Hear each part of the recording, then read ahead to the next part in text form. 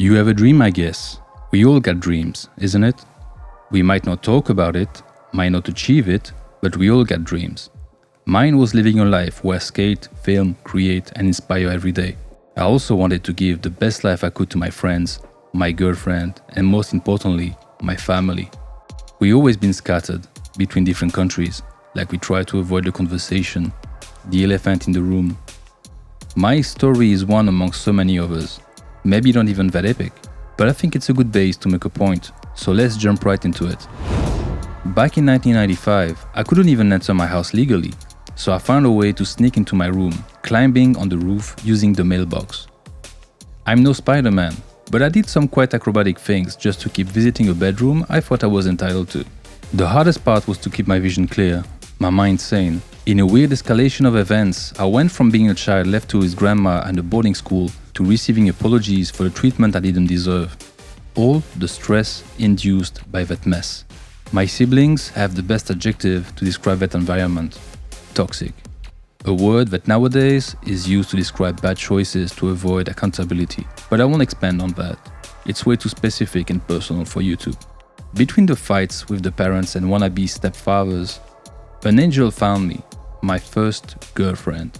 She made all the steps. I was just being a good boy and ended up into a passionate relationship. She was sweet, beautiful, introvert, funny at times, but just a bit too jealous. Anyway, that's how I liked her. She only slapped me once for saying hi to a girl I knew from school.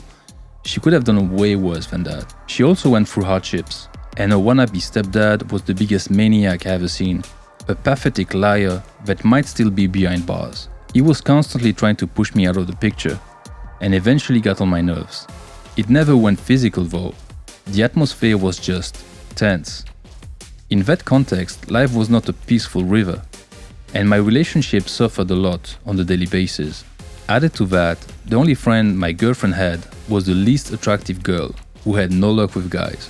The type of person that only adds trouble to an already complicated situation. And eventually she broke up with me for whatever reason, something about her feelings. Few months later, I was completely disoriented. I was wondering why I was so good to her. Like, why am I even doing any effort? Does anything matter at all? Everything turned to waste so fast, I was ready to handle it. She just wanted to throw the baby out with the bathwater. Sometimes in life, you're just a shadow of yourself. You see a better version of reality. You imagine it, you can almost touch it. Like when you're daydreaming and suddenly you realize you could make a change. These moments where you question everything are the inner fights we all have. I lost myself into a broken character with a missing aim. I tried to fix the situation, had no answer. Eventually she came back, I already had someone else. I asked her why she wanted to come back and she replied, "Because I'm bored." Okay, you're bored. That was no reason to come back and use me for entertainment. I wouldn't be so nonchalant if I didn't go through hell after our breakup. She is the type of killing you softly, then throw you under the bus when she's done with the honeymoon phase. Even if that phase lasts for long, it's still something that fades out. I was trying to be an example. I had a purpose, a vision, a plan. A moment later, I was the shadow of myself, like all this didn't matter. And there dies the old you. Appears a new version of yourself, wounded, doubtful, deceived, overly rational. The cute puppy is now growing into a flipping wolf. It takes months for some, years for others. But ultimately there's a transformation. You morph into a new you. Hopefully you build yourself back, scarred, but wiser, more aware.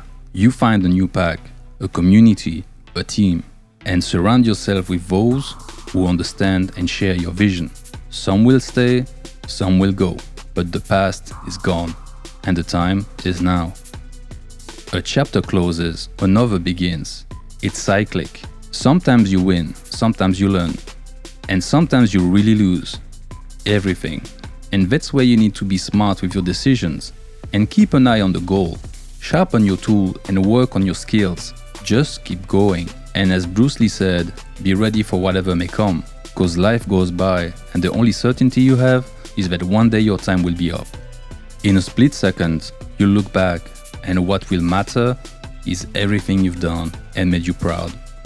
Your legacy.